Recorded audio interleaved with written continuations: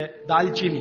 दालचीनी के बारे में भागवत जी कह रहे हैं कि वायु के जितने भी प्रकोप हैं, जैसे दमा, अस्थमा, ये वायु की बीमारियां, अस्थमा, दमा, वात की बीमारियां वायु की, तो इनको खत्म करने में या समाप्त करने में या इन बीमारियों को ठीक करने में बड़ी मदद करता है दालचीनी।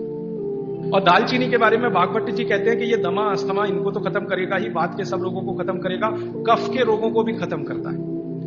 कफ के रोग आप समझते हैं, खांसी है, सर्दी है, जुकाम है, मोटापा है, वजन बढ़ना, ये सब कफ के रोग हैं। तो इनमें भी दमा जैसी बीमारियों, जितना असर है दमा पे उतना ही इस पर भी है कफ की। तो दालचीनी का भी उपयोग आप कर सकते हैं आपकी बीमारी के हिसाब से। दालचीनी आप सब जानते हैं, आसानी से आपको पहचान में भी आती है। बस उसका उपयोग करते समय ध्यान रखें कि ये ज्यादा उपयोगी है पाउडर के रूप में। कई बार मैंने देखा है भोजन बनाते समय हम दालचीनी का पत्ता डाल देते हैं या उसकी वो जो छाल जैसी है वो उतना उपयोग नहीं आता जितना पाउडर करके वो उपयोग में आता है। और दालचीनी के बारे में भागवत जी कहते हैं कि इसको अगर उपयोग कर रहे हैं तो आप गुड़ के साथ इसको खूब घिसिए, रगड़िए, ऐसे ऐसे ऐसे ऐसे खूब अच्छे से गुड़ मिले, फिर खाइए, फिर पीछे से थोड़ा गर्म पानी पीजिए, अद्भुत परिणाम। और अगर आप शहद ले सकते हैं तो शहद के साथ तो इसका मर्दन एक शब्द उन्होंने इस्तेमाल किया, मर्दन माने घिसना, रगड़ना।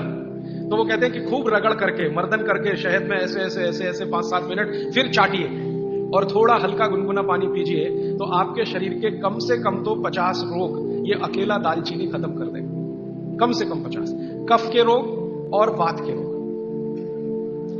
तो ऐसी बहुत सारी चीजें अपने रसोई में हैं। अभी मैं थोड़ा आगे बढ़ता हूं, रसोई से बाहर निकलता हूं, क्योंकि रसोई में अगर मैं बोलूं तो और 3-4 दिन जाएगा। आपको और ज्यादा विस्तार से ये जानना है तो मैंने बार बार कहा है, पुस्तकें हैं।